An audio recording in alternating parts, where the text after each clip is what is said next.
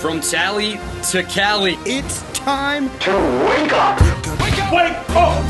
Warchant.com is your ultimate Seminole sports source. And this is Wake Up Warchant, presented by Vitamin Energy. The vitamins. The energy. Now here's Warchant.com's Azan Hajavandi and Corey Clark. What's up, Wake up! It's Wake Up Warchant presented by Vitamin Energy. Coming up on today's show, Omaha or bust, Natty or bust. Once stone cold sober FSU standards, how have those expectations seemingly plunged so low, so fast? That's pretty much it for today's show, but it's a long one. Wake Up Warchant presented by Vitamin Energy. VitaminEnergy.com. Shake it and take it. Sip the juice. World's first clinically proven energy shot, everybody. That's right. Everybody was bumping their gums about how much energy they would give you and this and that and the other, but they never tested it. They never proved it. Vitamin Energy did because they know their stuff's legit. The real McCoy, some might call it. Less than 2 ounces in a bottle. Take the whole shot. Energy for 7 hours. Probably even more. You got to be like a unit, I think, to take a full shot of this stuff, Corey, and not feel the good stuff for like over 7 hours. So I think the 7 hours is like if you're the defensive lineman from Florida that apparently I think got a free agent deal somewhere, like a rookie tryout. That guy might not feel it for 7 hours. What guy got a rookie contract? Well, a rookie tryout. That the Desmond, is that his name? The guy from the Gators. Just the 500-pounder? Yeah, well, not five. I mean, he's got to be close. I bet at one time he was pushing 500. Yeah, he needs the fat burner. Vitamin Energy shot. He needs a lot of stuff. He's got dense bones, perhaps. He's got dense bones. Man, there's nothing healthy about it. And I hate that. Look, I know we're talking about Vitamin Energy. God love Vitamin Energy. He needs that in his life. He needs some energy in his life. He has been made to feel good about the fact that he's the size of a house, and it's not healthy. I'm not fat shaming anyone. I'm health shaming someone. That is a young man that needs to get his life in order and get healthy, and I hope Vitamin Energy gets him there. All right. There we go, everybody. Check out vitaminenergy.com. Check out warchant.com. Lots of op-eds, none relating to physical composition of everyone's bodies. Just good breakdowns on positions, quarterbacks. I think we looked at receivers. Has Ira broke down receivers yet? Think so. Lots of good stuff keeping us entertained in the offseason. So if we miss the mark on maybe, let's say, a generating discussion topic, don't worry. Warchant.com's got you covered with great stuff from our guy, Ira Schofel, Michael Langston, and Matt Lassere covering on the recruiting front as well. Corey, how are you, my friend? I'm good, buddy. I'm good. I hope you had I know you're not one, but you have one. I hope you had a happy Mother's Day. Yeah, man. I sent my mom these things. I shouldn't give a plug to the company because we don't have them, but I try to find something different to send to my mom when I can't actually be down there to hang out with her. So I sent her these. There's this company that makes these like really complex paper flower bouquets. It comes like it's like a 3D pop-up book almost, but it's like a really nice looking bouquet. It's not real flowers, obviously. Right. It's made from paper, but it's like I don't know, it's just something nice and low maintenance and different. And she liked it, so that was always good. It's tough to make my mom happy. She's very stoic about a lot of things. The one is the Precious Moments figurines I would get her every now and then. Sometimes those would tug at her heartstrings, but flowers and a card and stuff was just like, you're not even trying. Or edible arrangements, like, the fruit was overly ripe. It wasn't that good. Okay. Golly, right. Lady. So that's maybe why I expect more and demand more out of my favorite football team and my favorite sports. Like, I need more. Because my mom was always telling me that I wasn't doing enough. So right. I was a little bit scared I was going to have to start the show off with dressing down my boy Link Jarrett, but I don't have to. What did you do for Mother's Day? You hang out with Sharon? I was up in Atlanta. I got to see my mom and my sister. Nice. And Sharon Clark, 82 years old, about to be 83. Nice. Not only drove herself to Gulf Shores for a week with her friends. What, from Atlanta? Hey, buddy, yes. To and fro. Not fired up about that, but apparently we're not ageist either. We're not body shaming anybody. We're not ageist either. No, I'm momist. I don't want my mom doing that. And then apparently fell down a flight of stairs while she was there on Monday night. Oh my God! Like literally fell from the top step. She took a misstep all the way to the bottom of the stairs. Holy! 18 steps they counted.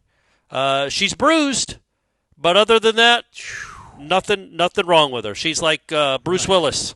And is it Unbroken? Unbreakable? Unbreakable, yeah. Yeah, apparently. Well, I shouldn't say that 'cause she did bruise up. Well, God, but holy cow. Jeez. Yeah, she was pretty shook up about it. And she did not tell me or my sister about it until on Sunday when we talked to her. It's not like she texted us that information when it happened on Monday night because she knows one of us probably would have driven over there. But no, she didn't have to go to the hospital, didn't have to see a doctor, just has some bruising. 18 stairs. Speaking of dense bones. I'm telling you, man, as dense as they come. What was your big takeaway from the weekend in Florida State sports? Baseball wins their series out there in Cal, wins a rubber match. Florida State softball makes it to the championship game of the ACC tournament, holds a lead going to the seventh inning, but then it kind of slips away from them. But it's not the end of the world because they have a number. They're a top 8 seed. They're the 5th seed in the nation, and they will be hosting a regional that's going to have the 2 seed will be Auburn. I think is Robert Morris coming to town. Did I see that correctly? Robert Morris coming to town, and USF. Oh, wow.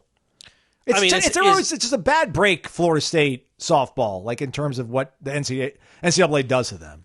It's the deal, though. Like if you're a 1 seed and you're in the South, like Florida State, if they host a regional, which they probably should because they won that game on Sunday, I feel like they're a lock now to host a regional. Not a super yet. Still, they still have work to do there. But the baseball team I'm talking about. The baseball team.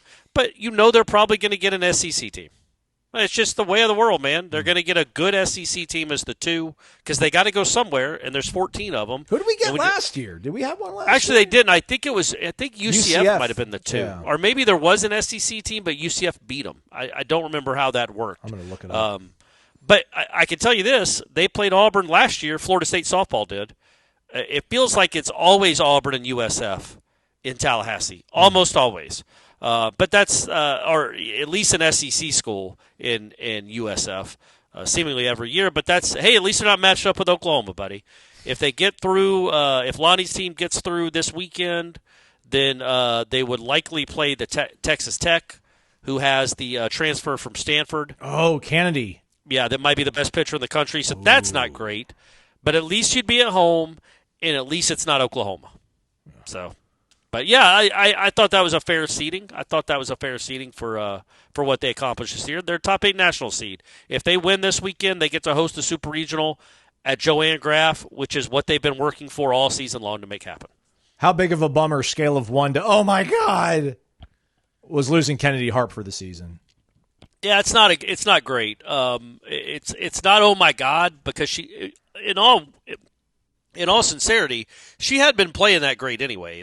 She started out, that way. But she had started out incredible. Like she started out like she was the best player in the country. The month before that, she had been lowered in the order. She had only had a couple of extra base hits during that time. She's kind of going through what Beecham's going through right now. Beecham's really struggled. Beecham just got moved down to the 7th spot, Aslan. Wow. She batted 7th in that championship game, which I'm not going to say I agreed with that decision, because Beecham would have batted in that last inning if she wasn't in the 7 hole. But she was 8 out of her last 50. So it's not like she's striking out a lot. She's just kind of making weak contact and ground balls. But anyway, Kennedy Harp's a big deal because of the speed. It's just what it does to your players off the bench. Like now, it just moves you have to adjust the lineup. So, and look, man, even though she wasn't playing well there at the end of her season, she's still capable at any time of carrying you for a weekend, and you lost that. You lost a special player, so that's a big loss. It's not something you can't overcome, but you're talking about like an all ACC second teamer. One of the best sophomores in the country, and you lost her for the season. I guess she did it running into I don't know who she ran into. She ran into a teammate in Louisville and was lost for the year. So Florida State will be taking on Robert Morris 2:30 on Friday. The game will be on ACC Network. USF Auburn play at noon. Lonnie and Florida State, one of only 4 schools to have hosted for 11 straight years a regional, joining Alabama, Oklahoma, and UCLA. And Oklahoma's only been in the SEC for like 1 season, clearly here. So, right, pretty cool to see that balance. Like we keep hearing about this conference running the entire world, and it's like, well, actually, there's a Pac-12 school that's now in the Big Ten, and the SEC only has Alabama. And then Florida State's been carrying the flag for us down here. So that's Yeah, I would have liked them to win that game on Saturday. I felt they blew that game, honestly. And but it's what they do. Like Ashton Danley pitches the first two. It's just what Lonnie does. Ashton Danley, I think, pitched the first 2 or 3 innings, and then Apsel comes in and gives up 1 hit in 3 innings and seems to be rolling, and then she walks the first hitter of that inning, which was not great. Although I thought one of those balls was clearly a strike, but whatever. And then Lonnie brings in Jazzy Francic, who's been awesome. But the risk you run when you do what she does, and clearly it works for Lonnie. She's won more games than anybody outside of Norman, Oklahoma, probably in the last last decade probably. A lot of teams will use 1 pitcher or maybe 2. When you use 3 or 4, there is a chance that one of them might not be on their A game. You knew you had someone on her A game, but Lonnie lives by this. You want to give teams different looks. This batter had already seen Apsel, so she's like, let's bring in Jazzy, who is their best pitcher, I think. And she just left a 2-strike pitch up by the chest, like a hanging changeup, and the girl hit it almost out of the stadium. But even still, 1 run isn't great. Go score some more runs, ladies, starting this weekend. Better than 0 runs. Barely. My girl Issa got a big hit in that last inning. So Weidra starts off the 7th with a hit. Torres gets a infield single, so it's first and second, nobody out, down by 1 with Kerr and Edenfield, and Dak, Kerr, and Edenfield coming up. And Dak K's, Kerr pops out, Dak K's, Edenfield pops up on the first pitch.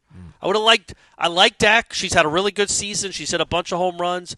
I just think Beecham should be batting before her. I don't think 6 other players should be getting at bats before Jasoni Beecham, even though she is in a slump. The reason I say that is because I don't think they're going to do anything special this year without Beecham being a huge part of it.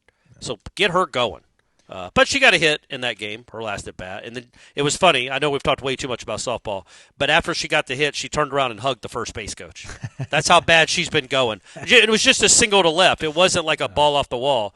She was so relieved that she turned around and hugged her first base coach. It has not been going well for her, so hopefully that 1 hit, even in a loss, will get her going.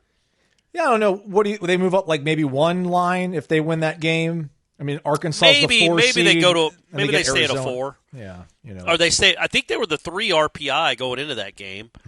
So maybe they're a 4, which would match them up with who? I don't know who Arizona. the 13 is. Arizona. Yeah, I mean that would.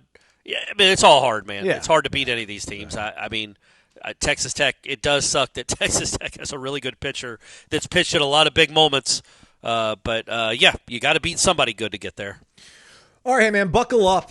This is going to be a winding one of a question query because I feel like we got to get some football sprinkled in here somehow. I saw people kind of sniping at Link over the weekend after a shutout loss, which is crazy to me because in year 2 he takes you to Omaha. I know year 1 was terrible, but year 2 Omaha, but it's FSU baseball. He admitted, listen, I'm only here to do one thing. There's only one thing left to do, and that is to win a national title. So is like Link almost becoming a victim of his own success because he's ahead of schedule.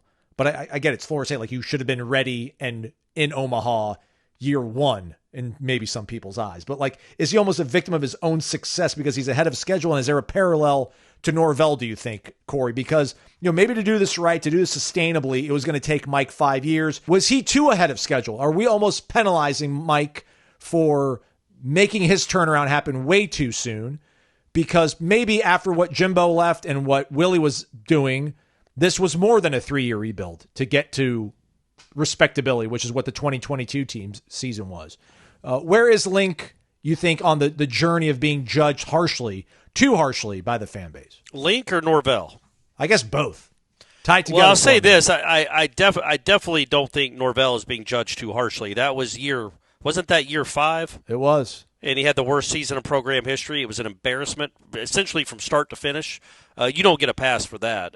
Certainly not in year 5. And you're not a victim of your own success. Like you don't, just because you were really good one year doesn't mean you can absolutely defecate all over yourself the next year. Like you still need to be. It's still Florida State football. There's never an excuse for that. So I wouldn't say it's unfair. I think it might be. Where I think it's unfair when it comes to Norvell is that he can't do it again. Like he can't coach, or he's a bad coach, or he can't get this thing back. I think that's unfair because how would we know?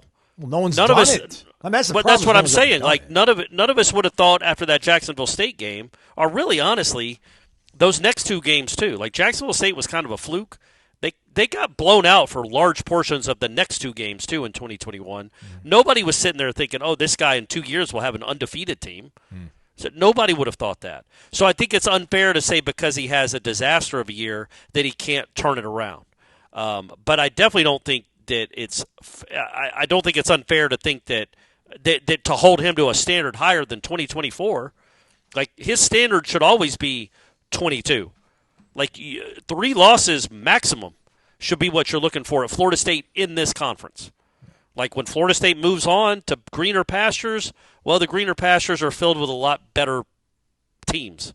So 3 losses every year, that's a lot to ask for. Like you're going to lose some games in the Big Ten or the SEC. But in ACC, nah, man, you should be judged, and I don't even think it's harshly. The judging him on what he did last year is absolutely fair because it was just like it was fair to judge him and think he was a great coach after 23. It's equally fair to say, man, you were the worst coach in America last year. Yeah. Like literally, he won didn't he win an award in 23? The Bear Bryant Award, yeah, man. Well, if they gave a coach for the worst an award for the worst Power 4 coach in the country, he would have won that in a landslide. It's like I think Tom Cruise won. He was in Rain Man and Cocktail in the same year. So he was in a movie that won Best Picture and then also won the Raspberry for the Worst Picture in the same year. You know, and Halle Berry won a Raspberry for Worst Actress, and then famously, when she went there to accept it, I don't know if anybody knows what the Raspberries are. It's an award show. It's like a mock award show the night before the Oscars where they award it's called the Razzles, I think. I thought it was called the Razzies, straight like for raspberries. Oh, Golden like Raspberry. You're right. I apologize. The Razzies. I'll stand down. So yeah, I think they're called the Razzies. She won a Razzie for Batwoman or Batgirl or something, and she walked up and nobody's ever there to accept it. It's kind of a boss move, honestly. Yeah. She walks up to the podium and accepts it and gives a speech as she's holding her Academy Award from the year before. Like she brought that with her. I just think that was an awesome move, and she was funny and handled it well. But she went from being a great actress to a horrible actress, according to the critics, in 1 year. Norvell was ghastly last year, but he was awesome the year before that. So he can do it. So I know that probably didn't answer your question, but I don't think there's anything harsh. I don't think you can criticize 2024 harshly enough, but I also think you can be a little more like me and push the brakes on calling him an awful coach, period.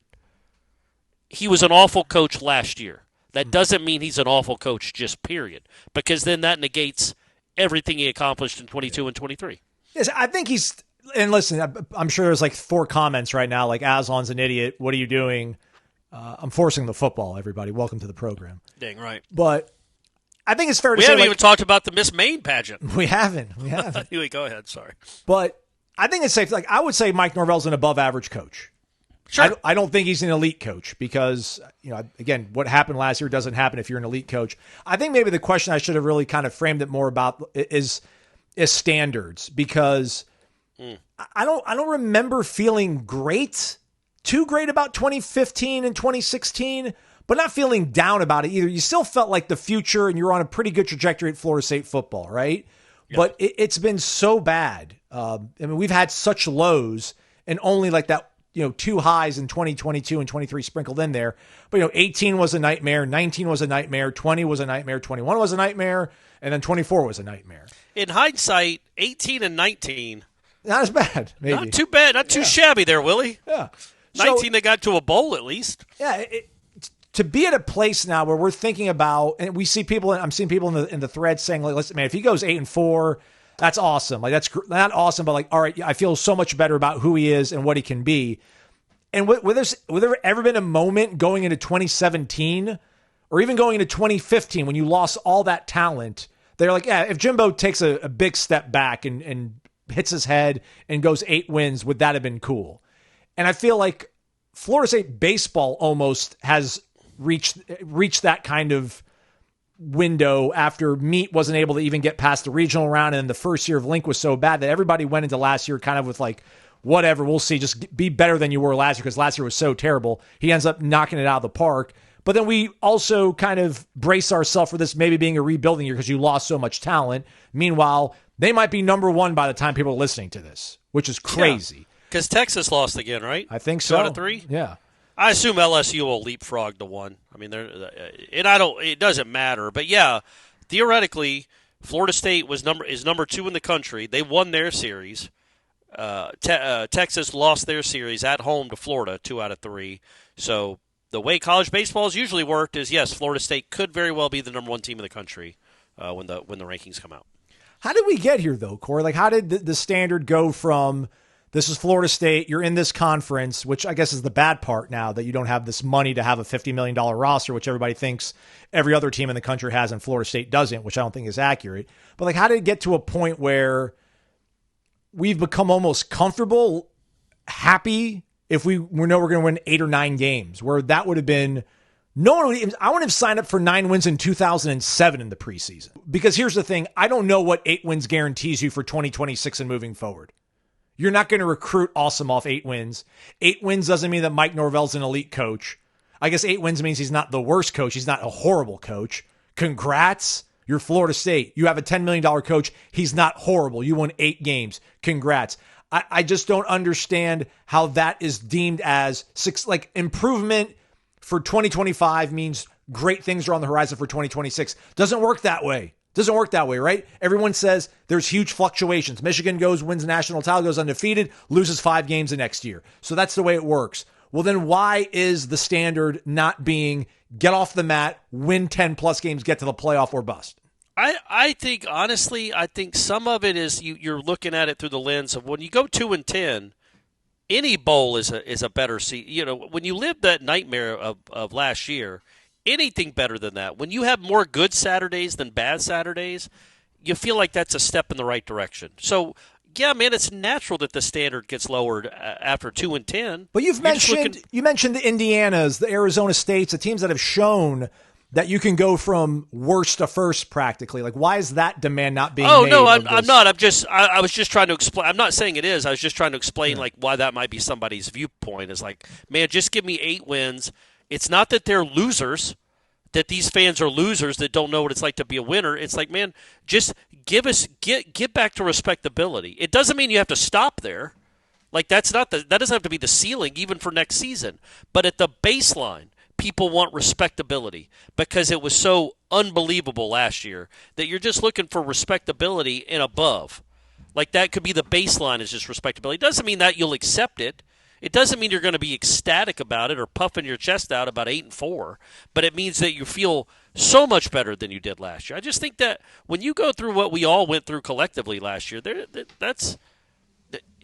it's hard to bounce back from something like that with any kind of positive outlook. It's almost, I don't know, delusional to go into the next season after 2-10 expecting a championship. And if you don't get it, you're disappointed. I mean, that's a crazy way to live. And I'll give this an example as a Braves fan. The Braves went to the playoffs I feel like from 1991 to 2005, they were in the playoffs every year. Like, what is that, 16 years or 15 years straight in the playoffs? And then they were really good again, or pretty good again, like 9, 10, 11, and 12. There was a couple years there with Mark Teixeira, where they weren't great. But then they got good again around the turn of that decade, made the playoffs a couple more times, were in the race. But like by 2016, they were one of the worst teams in baseball. Freddie Freeman was playing third some games just to have somebody else bat. Like, they were horrible. Freddie Freeman was the only good player on that team. So when they got good again in 18, it's not like when they lost. I think I was at your house when they lost to the Dodgers that year in the playoffs. Acuna hit that grand slam. Yeah. And we were recording the show when it happened, and I kept my poise. So that was Acuna's rookie year. He hits that grand slam. They end up winning that game barely, but lose the next day. And their season's over. How crazy would it have been of me to be just running down the entire organization, call Snitker a fraud, saying I'm disappointed, I'm crushed, because that Braves team didn't win the World Series. Like, it was good to be good again. Yeah. And I'm a Braves fan. I'm used to good. Not this year. Just lost 2 out of 3 to the effing Pirates. which is impossible. They went 3-3 against the Rockies and the Pirates this year, which is incredible. But either way, as a Braves fan, you expect the playoffs are the baseline. But that year, I was just okay with them getting there because I wasn't expecting much. And I don't know. I just think that applies a little bit. I probably didn't connect those two thoughts. No, you did for sure. But Braves fans, it's not like Braves fans have low standards, but sometimes you have a dip in your franchise or in your organization or in your program where you're looking for the rebound, man. You're looking for the hill back up. Just get back on the hill going upward. And that's what this year can represent, even if you don't get all the way to the top. Just show people that you can do this. Show people that you can get this program heading in the right direction, even if you don't reach the finish line. This week is ACC meetings over in Amelia Island. Our own Ira Schofel is going to be on site as you're listening to this probably. I'll be not too far behind him. You staying at the Ritz? I think so. Shout out Gene Williams. Smart. Stand up. Wouldn't that be something? Y'all really should. Y'all should splurge. Y'all would have to stay in the same room or something. It's $800 or $850. By the way, actually, I think they have a media rate, so it might be like $500 or something. But I wonder what those rates normally go for that. It's the Ritz-Carlton on Amelia Island. I would assume $700 a night, probably. I mean, it's a beautiful resort. Yeah. So, of course, why wouldn't the ACC have their meetings there? They literally, okay, where do we want to go? Amelia Island. What's the most expensive place we can book all these rooms and spend all this money? So, anyway, go ahead. Yeah, the SEC's hanging out like at a Hilton Garden Inn in Destin. Yeah, they put all their money back into the. Oh, is that what they put all their money back into the rosters and the coaches. How much of the changing standard do you think is being in this conference? As I think about us talking about going to ACC meetings, and is this the last one we're going to go to? I'm not going to say that when we go to ACC kickoff. Stephanie just looked up like an ocean view room in the Ritz-Carlton. Yeah. $1,300 a night. Okay, all right. So you and Ira could still hit that.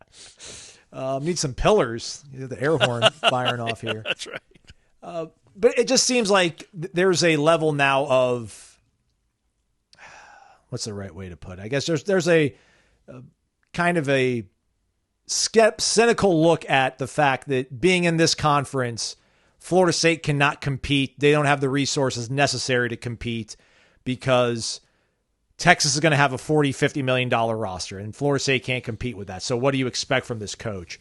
Do you think if Florida State gets that lifeboat, when they get that lifeboat, maybe then the standard does get sharpened back up to having to be in the playoff, having to compete for a national title? Is there some sort of grace being offered to this staff and to this program right now because of its conference affiliation? I meant to go back and say also when it comes to the people, and I'm answering your question, I'm not just ignoring it, but going back to the people that are just looking for 8-4, or they don't have those championship standards, I think we all realize now as we get further and further away from the 90s, and honestly further and further from what Saban did at Alabama, I mean, it's really hard to compete for championships now.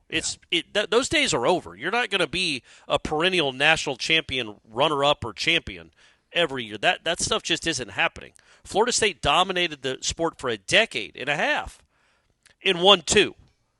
It's really hard to do this. So I just want to get. So I think when people are saying they're okay with 8-4, 9-3, I think that that's part of it too. Is you just look around the country.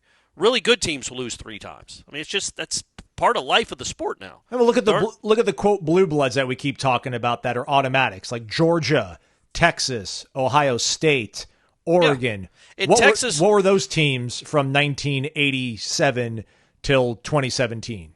And I correct, and I also think like even Georgia last year, who had a ton of talent. I don't know. Did they lose 2 games, 3 games? I don't remember. They lost to Alabama. They lost to Ole Miss and they lost to Alabama. And then they lost to Notre Dame. I know that was in the playoff, but they lost to Notre Dame. Oh, yeah. They also needed 8 overtimes to beat Georgia Tech. At home, right? At home, and they were down 17-0 at half. Like I think people are starting to get the realization that it becomes more and more like the NFL. No NFL fan is upset when their team goes 14-3. They've had the best year of anybody in the league. But those 3 losses suck. But it's just that's the nature of the sport. There aren't going to be a lot of undefeated teams anymore. I don't know if there'll ever be another undefeated season in college football. Think about how good you'd have to be to rip through 16 games in these conferences, the way they're going to be laid out, is incredible. So I think people understand more that the losses happen. Everybody loses at least a couple of times. So that helps you get over the, oh, man, you're settling for 8-4. It's like, well, a great year is 10-2 anymore. But going back to the point you just were asking about Norvell and if they get to one of these other conferences, what I was going to say is, yeah, it's unfair to judge Norvell right now against the Texases of the world with his roster building or his coaching acumen or anything. Like, yeah, Sarkisian has more money to work with. He does.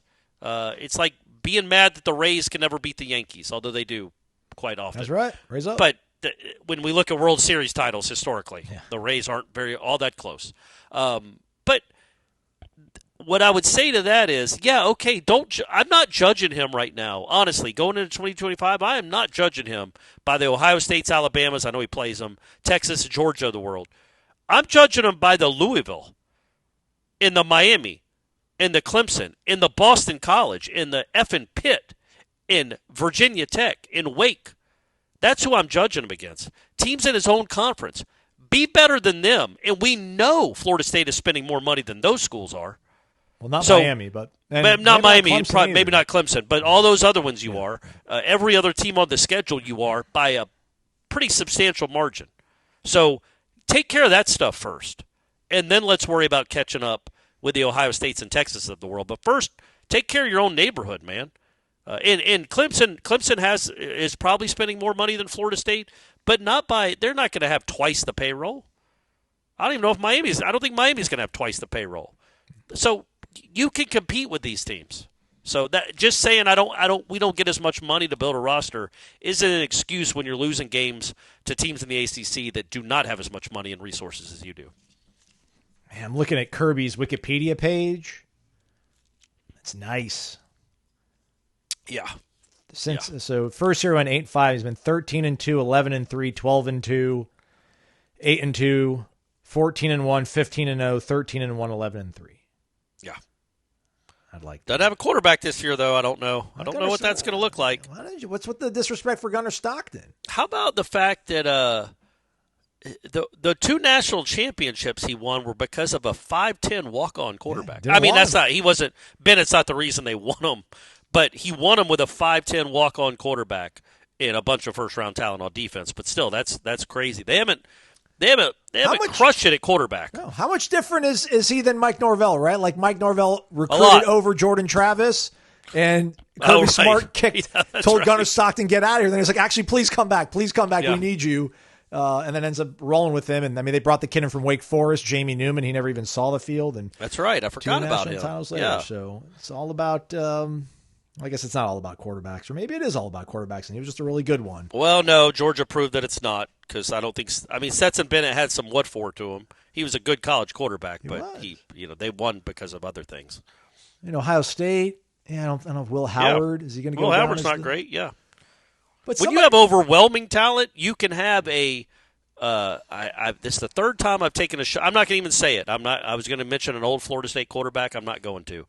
You can have a. I got to talk about Xavier Lee like that, man. I wasn't. No, I got to talk about Xavier Lee like that. Matt Mock, is that one of the Jimbo's LSU guys that won a title? That wasn't his. Matt Flynn. Maybe he did win it with Matt Mock. I thought Matt Mock did win a title, right? Matt Mock, he was the two-loss LSU quarterback. Yeah. It wasn't Jimbo's. Jimbo's. God, who was his quarterback? White kid that could run. I do remember that. Jimbo had a type when he was at LSU, but he ended up being a dentist. I thought that was Matt Mock, but I guess I'm wrong. Matt Flynn. Wait. Oh, what? No, Matt Flynn was actually a decent quarterback, I thought. I thought he played with the Packers. I got to go through this college career. He redshirted. You're right. I'm sorry. I'm so sorry, Corey. It was Matt Mock. Boom. Why would I doubt you? I don't know.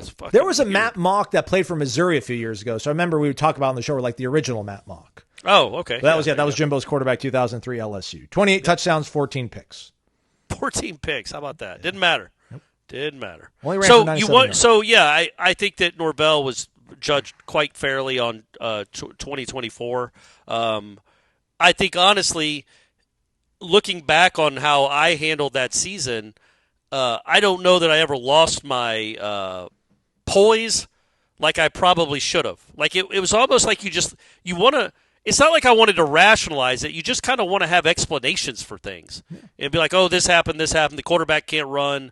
And you're so stuck in the moment and the minutia of the season in the week-to-week grind that it's hard to take that 10,000-foot view and be like, this is ridiculous.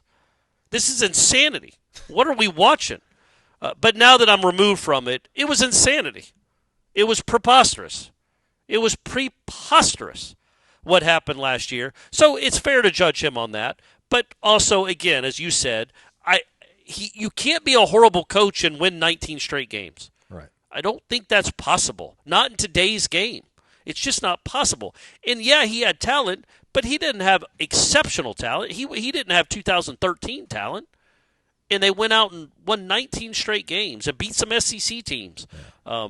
So I think that they were superior. They had superior talent than anybody else they played on the schedule, other than like LSU. But they smoked LSU, perhaps greater than any other team on the schedule in 2023. So, and when you look at look, man, can coaches just have bad years? Like, it's weird to think that. Like, that wasn't a bad year years. Though, man. Like 7 and 6. No. I mean, like, it's like I'm trying to think of an example. I was trying to think of a Major League Baseball hitter. I know Bryce Harper had a really down year one year, and then came back and he won the MVP, and then had a really bad year the next year, and then came back and was the best hitter one of the best hitters. Brian Kelly had a bad year at Notre Dame. I think they went 4-8 one year at Notre Dame, and then he had to do kind of a total reset, and he bounced back, and they started getting things back on track. They went 4-8 in 2016, and then he ends up going 10-3, 12-1, 11, and he started going to New Year's Six bowls and the playoffs steadily after a 4-8 season, which came in like year 8 of his tenure in Notre Dame, year 7 or 8. So no, I don't mean just like he had a bad year, I mean 4-8's that's bad, horrible, yeah. But bad year, horrible year, whatever you want to phrase it. Can you just have an off year and be horrendous, and then that's just it? It's just the 1 year. You just had a bad year, and you learn things from it. Like, that can happen. It's odd, but I also think in this day and age where the roster turnover is so intense that it'll probably happen more than we realize, more than we're accustomed to. But I also think it means less. Like it means less in the sense that I don't think it's an indictment of his program. It was an indictment of his team that year. But at least half those dudes are gone, right? At least. Yeah. So it's not like he was building up to 2024 and had all these guys in his program for 3 years, and he unleashed it on all of us. And we're like, what in the world is this?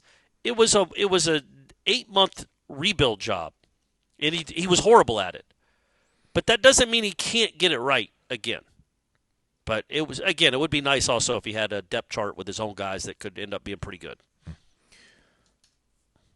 Corner Pocket Bar and Grill is over at 2475 Appalachia Parkway. It also resides on the internet at cptallybar.com if you want to check out the menu before you go. Monday's lunch special from 11 a.m. to 3 p.m. is only $8.99. It comes with a side dish of your choice, and it's the half-pound all-beef Black Angus beef burger. Low-key one of the best burgers in town. It's incredible, man. It really is good. I know people probably just think I'm saying that because I talk about Corner Pocket glowingly all the time. Their burgers are great. All their food is great.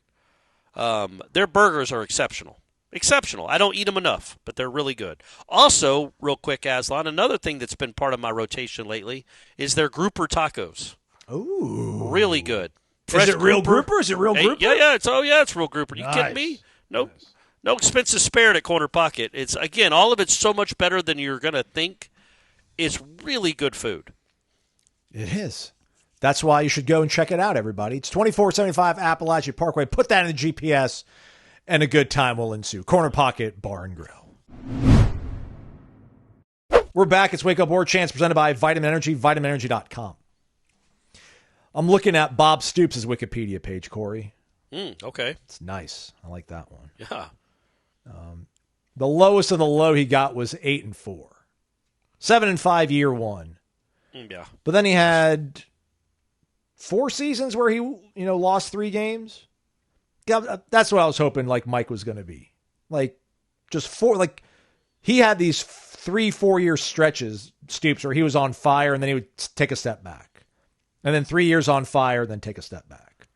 So, I don't know, maybe we go 2 years, take a step back, and then we get on fire for 2 years. But this wasn't a step back. It was a leap back, and then you fell into a ditch. You fell down a flight of stairs. Yeah.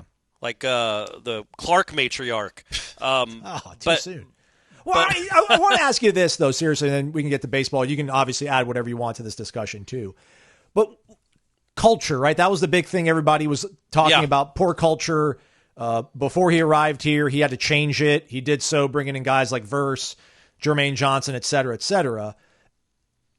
I don't know how many times we talked about culture last year, and I don't know how much we're talking about culture being a deciding factor in this year's team. Why do you think that is? I mean, obviously, I get it. Like, a bunch of people have changed, but it's still him, his vision. Yeah. And there's a lot of kind of leaders that still are, that he's recruited from high school, and they've been here for 3-4 years, that are going to be on that field that he's going to want to lean on.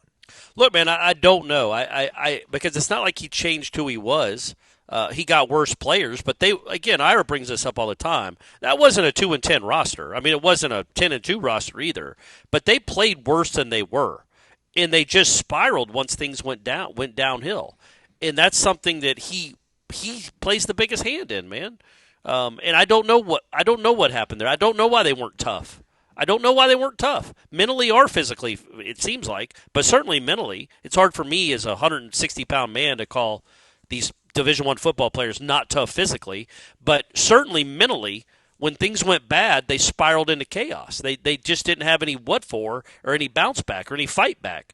I don't know why that didn't happen. I do know that, I think somebody might have asked us this on headlines. Like, was 2-10 was 2-10 better than 7-5 in the sense that it was a slap in the face of reality to Norvell, and it changed the coaching staff? Like, would he have just chalked up 7-5 to a couple of bad breaks? Like, I don't know what he's changed about himself, or what he's changed about what he looks for in players or coaches, or what he allows at practices. But clearly, he lost a grip of what that football team was supposed to be, or what he thought it was. And there was just, I think that sure, leadership matters, but that comes from the top, and you have to identify that, okay, we don't have the right personalities on this team.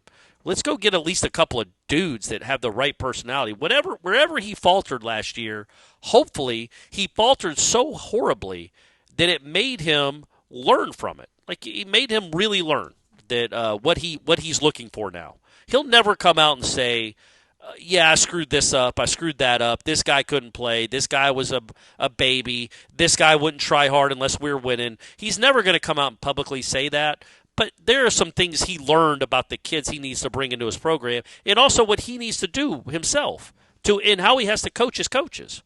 And what is he allowing his coaches to get away with? Like, it all trickles from the top down. You have to think that he learned some valuable lessons. 2-10, if nothing else, the silver lining could be that it showed him what not to do on a grand scale. So let's hope that but I don't know. The culture, we'll see, man. I believed in his culture. I thought culture was a big deal. I thought that those tough practices would matter, and then I sat through 2-10. So I don't know. I don't know exactly what culture even means anymore in the context of 2025 college football. Get good players and win with them. Oh, and score touchdowns. I was going to say I lied. I had another question that was at the front of my mind, but I think it might have fluttered away, but it's back. Okay. Are there more similarities or more differences, you think, if you're trying to project out this season and have really hopes of grandeur? Are there more similarities or differences, you think, between what Indiana and Arizona State did last year and what Florida State's trying to do this year? Yeah,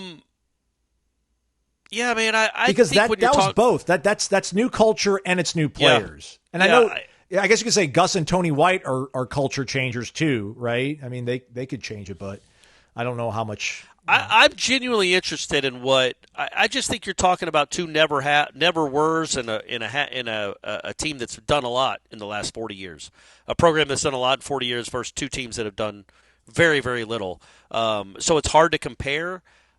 I just think I'm really interested in what Arizona State and Indiana do this year. not predicting a 2-10 fallback to horrific quality, a horror show like we saw with Florida State. But you now have some kids coming into your program that think they're playoff caliber football players because the program they're a part of just went to the playoff. The reality is they're not. Whoever the running back is for Arizona State this year, he's not Scadaboo just because Scadaboo was there. Patrick Payton and Marvin Jones. Marvin Jones isn't Jared Verse just because Jared Verse played there.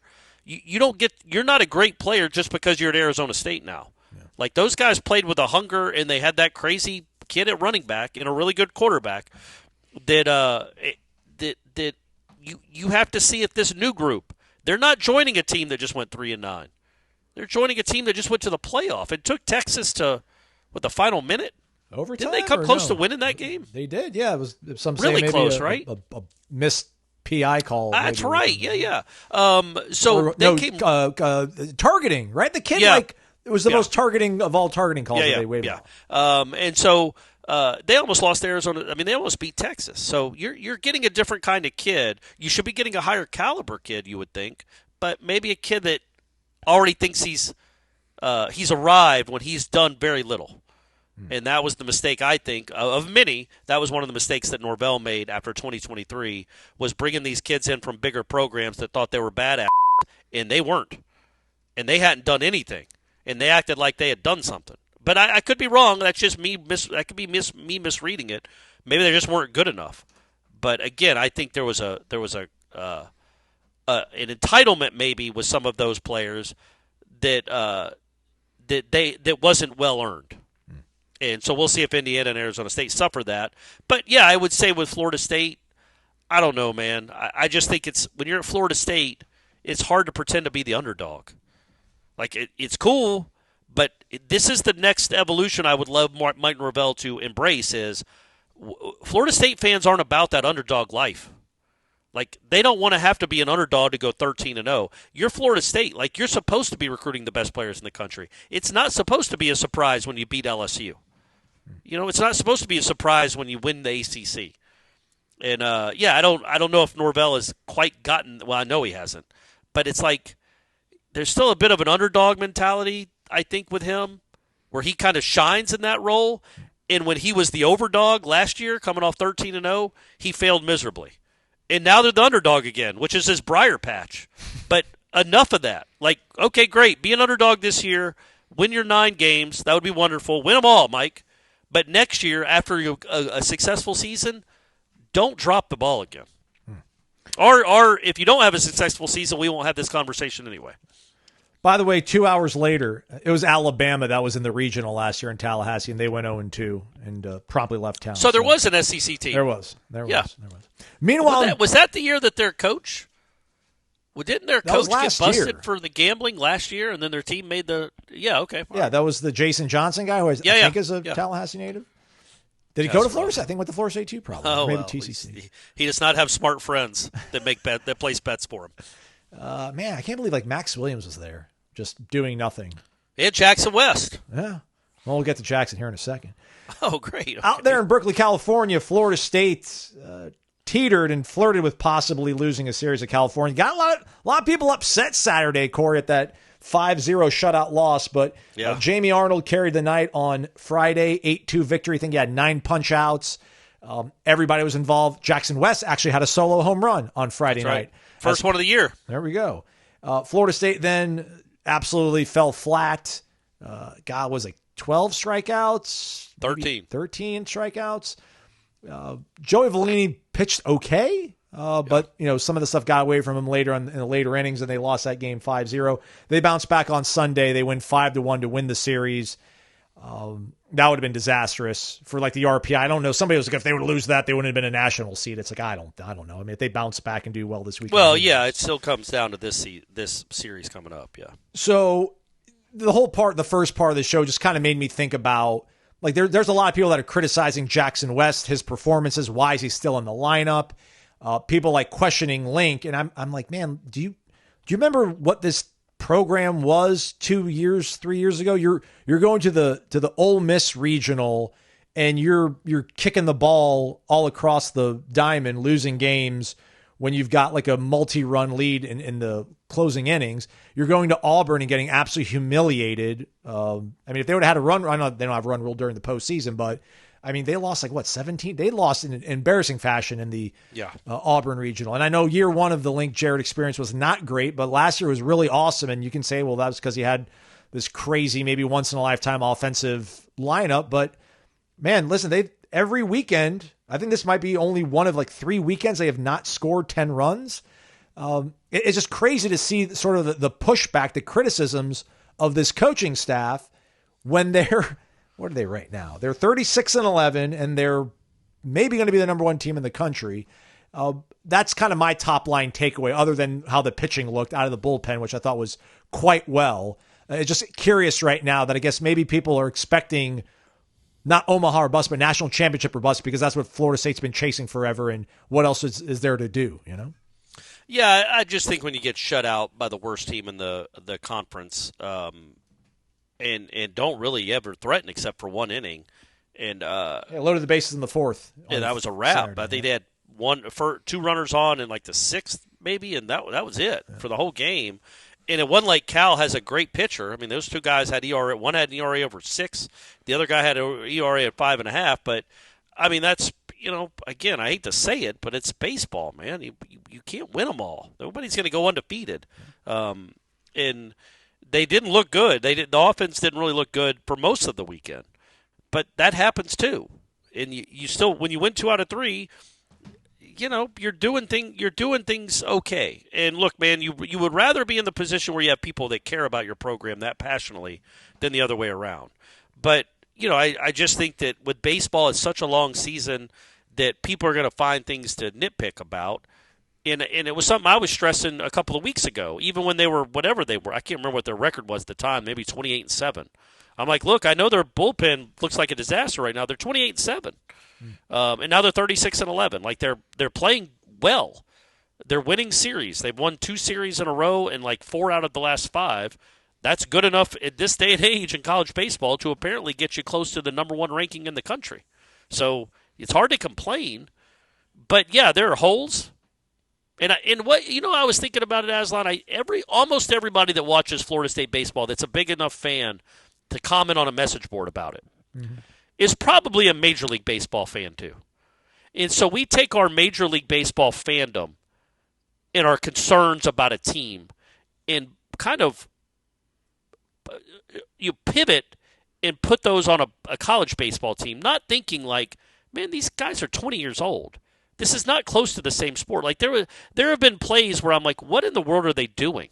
Why would Hunter Carnes have done that just now? And I'm like, oh yeah, he's 19. He's 1 year removed from high school. High schoolers do dumb things. He's not 28. And that's the stuff that Link has to live with is games where they swing out of their shoes for no reason when they just need to make contact. It's they learn on the job, and you're dealing with young guys that you're just dealing with young guys and not great players, all of them, because it's college baseball. So they're going to make mistakes. They're going to make errors. They're going to hang a changeup. They're going to hang a breaking ball. They're going to swing out of their shoes on a 3-1 pitch that's in the dirt for some reason. They just make mistakes. And I've done a lot more college baseball watching this year. I don't watch real games. I go onto YouTube and watch. Shout out to Wheels. Yeah, whoever that you watch person. Wheels? Yeah, man. So Wheels is a I guess a YouTube channel that will show like all the big plays from a lot of different college baseball games throughout the weekend. And so I'll go back and it's college baseball, so it's not like I know who won these games. It's not like I'm on some website being like, oh, what's the Florida-Texas score in the 5th inning? I don't know who won any of these games. But when Wheels puts in the description, exciting game, exclamation point, I'm like, I'm clicking on that. I'm clicking on Kentucky, Oklahoma. Let's see how this goes. And when you watch enough college baseball, you realize, yeah, every team has problems. Yes. Every single one of them. And I can promise you, like Tennessee's fans or Arkansas's fans. Well, you did it. So, sorry to interrupt you, Corey, but I noticed on Twitter Saturday night when I posted the final score on the Warchant account, there was a lot of people that kind of just started showing up and trucking all over this team that was ranked in the top 5. And I asked you in the group chat with Ira, I'm like, is there another fan base that like, do most fan bases after a bad baseball game completely rip apart their top 5 baseball team? And you found an answer. Yeah, Arkansas does. But Arkansas isn't alone. They all do it. I can promise you Tennessee's doing it. Yeah. Maybe not as much because they're coming off a national championship, but they have not played well for the last 6 weeks, really, certainly not by their standards. What are Texas's boards looking like? They got swept at home last weekend, I think, and then they just lost 2 or 3 this past weekend. I can't imagine they're fired up, and they just had the number 1 team in the country.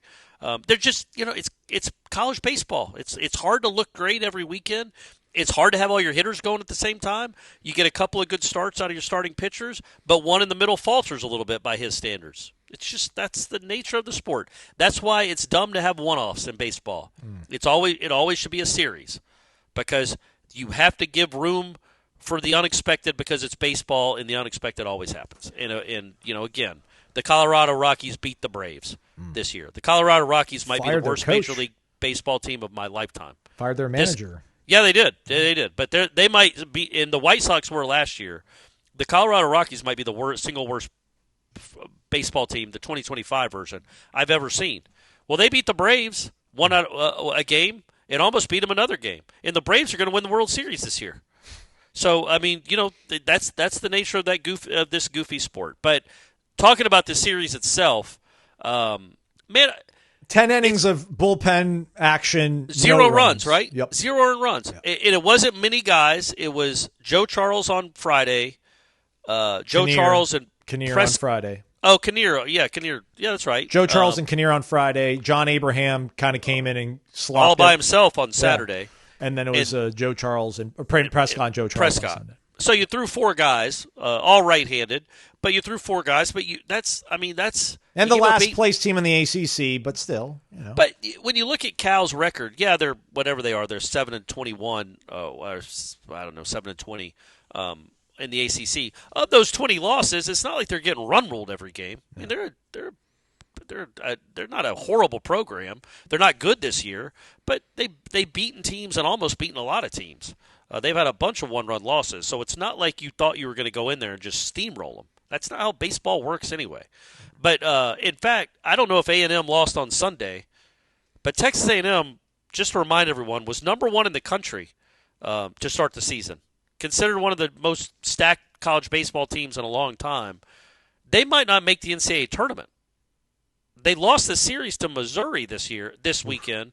Missouri was 0-24 coming into the weekend in SEC play. It won the first 2 in College Station. I don't know if they won the game on Sunday. Don't care. I'll check wheels later. They got swept. They lost Texas 10-1. A&M got swept by Mizzou. Yep. Missouri at home. At home. And again, I want to reiterate, Missouri was winless in the conference. A&M, and I think A&M just came off a big series win. They won 2 out of 3 at Tennessee. They beat LSU. They beat LSU last weekend. And then they come and get swept at home by Missouri, man. This is such a stupid sport. There's no rhyme or reason to it sometimes. But over the course of 54 games, some truths get laid out. You have good starting pitching for the most part. Really nice effort by Wes Mendez, by the way. Yeah. You needed that. Again, that's about his ceiling. And it wasn't against a good team necessarily, but 5 innings, 1 run, and it was a wild pitch. You can live with that. That's good stuff. That's a nice bounce back for him. Offense wasn't great, but I will say that other than Faroux, that was an incredible streak he was on. 12 of 12 with 5 home runs is McDougal stuff. But then I thought a really big hit, Aslan, and it won't be something that we think about really after this show probably, but they're clinging to a 3-1 lead. The offense has done really kind of next to nothing for 2 full days. They got second, third, 2 outs. They're about to squander another scoring opportunity, it seems like. And then my man Chase Williams, line drive, single to left field to score 2 runs. It might have been his only hit of the weekend. He did not hit the ball well. Who did out there, really, other than, I guess, Faroux had a nice weekend, and Lodis had 5 hits maybe. Well, he always does. But that's a big hit, man. That's a big hit. That's like one of those, okay, now we can breathe type hits. And those are the hits that when you get those in the postseason, those are the game changers. Those are the game sealers. Because if you get tight if you let it get tight, you're 3-1 going to the 8th, you don't necessarily have the most faith in your bullpen, and then all of a sudden they get a couple runners on, now you're getting really tight. But those base hits, those add-on runs, that's such a big at-bat for that kid. Putting the ball in play, getting a base hit, and scoring a couple of runs. That's good to see because you need it from the top of your lineup, obviously, and all the way through the bottom, which gets, I assume, to Jaxson West. Yeah, no, he hit his first home run of the season, and then I think he was one of the only 4 or 5 guys that had a hit on Saturday, and I know he didn't come through on Sunday, but I hate being the guy that's like, just trust the coaches. But man, I have not seen anything from Link Jarrett to make me think he doesn't know what he's doing. So I'm going to just think that he feels that he needs to stick with Jaxson, because as long as he sticks with him now, maybe by the time they get into postseason, some of that sort of Omaha magic he had last year might sort of regain itself. But I mean, listen, he's played some catcher. He's put him at DH. He put Hankerson at DH on Saturday, and Jaxson was behind the plate. So, I mean, it hasn't just been like Jaxson just hogging away opportunities. I don't really know. You're either thinking about James Hankerson at DH or Smalia playing catcher if you're going to have Carnes at DH. So it's not like you're having these really slam dunk options to put ahead of Jaxson West. But I guess maybe some people just want to say like Brody DeLamielleure DH, and maybe he's worth getting a better look at. If I was constructing the lineup, that's who I'd have in there, is DeLamielleure. Just looking at it real quick, he's had 94 at-bats. He has 11 extra base hits, 5 doubles. He has 6 home runs. I mean, that's a lot. It's 6 home runs and 94 at-bats. That's good. So he's got 11 extra base hits and 94 at-bats. Jaxson West has 5 extra base hits in 123 at-bats. So 40 more at-bats for Jaxson West and, 5 less extra base hits, 1 home run compared to 6. The difference is DeLamielleure struck out 29 times in 94 at-bats. Jaxson West has struck out 13 times in 123 at-bats. I think, and also he's left-handed. And I think Link likes to go right, left in his lineup as much as possible. I think he likes what Jaxson can give him in the lineup because he's got a guy that he can trust, I think, to put the ball in play consistently. He's not putting it in consistently hard contact, but he's putting it consistently into play. And also he's the 9 hitter. Like, they can't all be great. You're not going to have 1 to 9 where they're all either Babe Ruth or Lou Gehrig. Like, you're going to have some guys that are just kind of slap hitters and guys that don't have a ton of power. Just put the ball in play, and you've got plenty of power. But I think the difference is, if you're thinking about a super regional weekend, the concern with Jaxson West, I'm saying, is I don't know that he can make – how many swings is he going to have to change a game? DeLamielleure, he's going to strike out, but he's also proven he can change games with his power.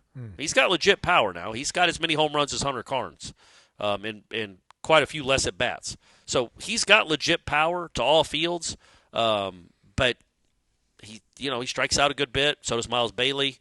It's kind of a thing. These guys strike out a lot,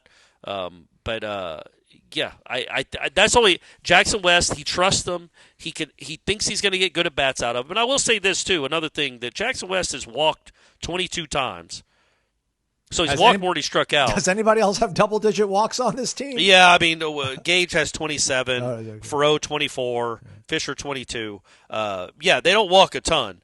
But I was going to say, DeLamielleur's on-base percentage, if you care about such things, is .267. Ooh. Jaxson West is .376. Wow. I mean, that's pretty good. It's a good on-base percentage. Yeah. There's no slugging, but that's one has a much higher slugging percentage. I mean, Jaxson West is slugging .317, but his on-base percentage is .376. So, when you compare their OPSs, they're not that far off. DeLamielleure just hits, but that's just one guy. Hankerson, same thing. Strikes out a lot, 14 strikeouts and 30 at-bats. But when he hits the ball, it does damage or can do damage. So those are the decisions he has to make. I just think that, I think I'll err on the side. I mean, I can promise you this. Link knows more about baseball than I do. He might be the only person in Tallahassee, Aslan. I mean, nobody except that guy. But also, he knows this team better than I do. And he has a reason for doing that. I think it's because he likes having a consistent bat at the bottom of the lineup, and I mean consistent in putting the ball in play, or, for heavens to Betsy, working a walk. Those do happen. Those are good for the team. Like, I think their first run on Sunday, they went like 4. They didn't score for like the first 4 innings on Sunday either. Was after a 2-out walk. Cal Fisher walks and Faroe doubles him home. Walks are a good thing. Well, Jaxson West is the only one that seems to want to do it. So it's nice to have those guys that'll work those kind of at bats. And but yeah, I can see the reasoning that you'd want like a bigger power bat. But that's a lot. Real quick, Joe Charles, great weekend. That's 3. He again. I know I'm going to jinx him, but what he did to close out the Clemson game on Sunday, and then those 2 efforts out in California, that's 3 straight like dominating efforts. Yeah. Not just got lucky, didn't give up some runs. Like he struck out the side and made it look easy in the 9th on Sunday, and he kind of dominated Clemson. It was good on Friday against Cal in that 8-2 win. So maybe you got your guy now. Different situations too, right? Like Friday night, I think he comes in and it's, they have a comfortable lead. Kinnear did his job. Sunday he comes in there, I think when Mendez, did Prescott come on first? Prescott. Yeah. But Prescott came on. I think Prescott either plunked somebody or walked somebody, and then they brought Joe Charles. So Joe Charles had some, it was not high leverage, but there was some traffic on the base pass. So he was in both those situations. Like, listen, the game is pretty much out of hand. Just don't fuss it up. And hey, man, the game is kind of in the balance. Don't fuss it up. So to see him in both those situations, really encouraging. Peyton Prescott, there might be something there too. I think Kinnear has made the cut, and we'll see how he's going to get utilized this next weekend in Charlotte as well. And I like how you mentioned Cal Fisher. Cal Fisher had a good weekend. He did. That might be 2 good weekends in a row for Cal.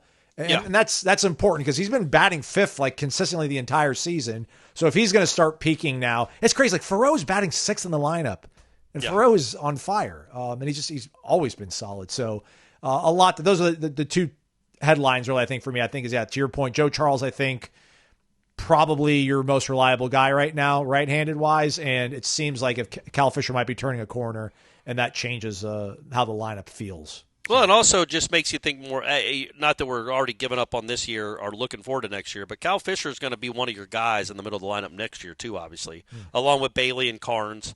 You're going to add some more stuff. You're going to lose some dudes.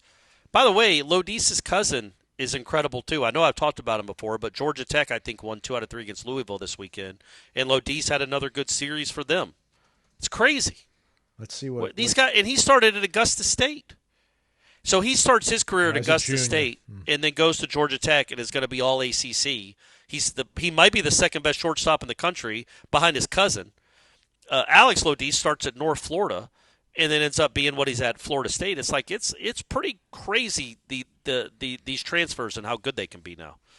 There's a pitcher down at FAU that's been absolutely shoving this year. That's who Florida State will get as the 4 then. Yeah. Well, the people are already they're like, hey, look out for this guy. If he gets into the portal, we'll probably be all over. And I think he's from Dunedin, Trey Beard. Remember that name, everybody. Trey Beard. Come on home, Trey Beard. Quit being a baby. Don't go to LSU and chase the money. From Dunedin. Good program there. Yeah. Lefty. Yep. That's all I've got on his stats. And look what they've done for. And by the way, Jamie Arnold, another good start. He's been lights out really kind of all year. He never really had a horrible hiccup, but there were a couple starts there where I was like, I'm going to need – you're 1-1, man. I want to see some more domination from you. But he's been – we hold him to a really high standard too. I don't think he has been dominating as much as I expect. I think 9 Ks in 6 innings, right? Like it's not easy to do. He's still getting some loud outs, and he's getting – it feels like 2-3 extra base hits he's allowing every single start.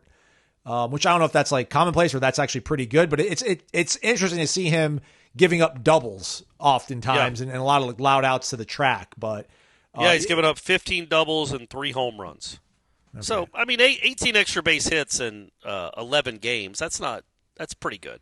All right. I mean, he's in a real league. Like this is college baseball's never been better. That's why I want to say this real quick as we go. This show's been way too long. By the way, I love Jamie Arnold. I'm not trying. I love Jamie Arnold. I'm all in on Jamie Arnold. I make a highlight of him striking out everybody every Friday night on Twitter, and I post it. You do, and by the way, what you do on Twitter is exceptional. It's crazy how fast you are. Like when I'm getting my updates on Friday night because I couldn't watch the game Friday night or Saturday. Sunday. There weren't any highlights to tweet out on Saturday. There was not. I didn't do one you're getting that stuff up before anybody else. Keep it up, Aslan. Thanks, buddy. But what I was going to say is when it comes to Lodice and the season he's having, like he's hitting .431 now.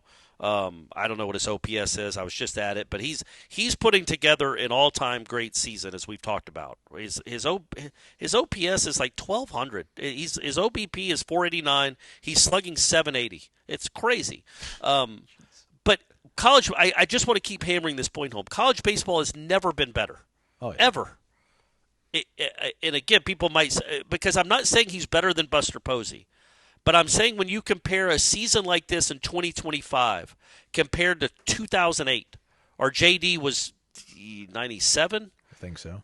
Man, the competition isn't close because so many of the best high school players were going pro. They were going to the minor leagues. I'm not saying he's better than J.D. Drew or Buster Posey, and I'm pretty sure they would have been all right in this era too. I'm saying these numbers, they don't look great. They don't look unbelievable because when you compare them to Buster and J.D., you're like, well, yeah, we've seen these numbers before. But when you think about the competition he's going against compared to what those guys went against, it's insane. It's insane. So, yeah, I know I just jinxed him. He's about to go for 11 against the Tar Heels. Big series this weekend, though, coming up, Aslan. Thursday, Friday, Saturday, this right. one, before they head up to Charlotte for the ACC tournament. And I feel like if they win 2 out of 3, they're top 8 national. Oh, for sure. No, I mean, I feel like, yeah, they're definitely top 8 if they win 2 out of 3. If they win 1, it gets dicey because Carolina might steal their spot. Well, we'll see.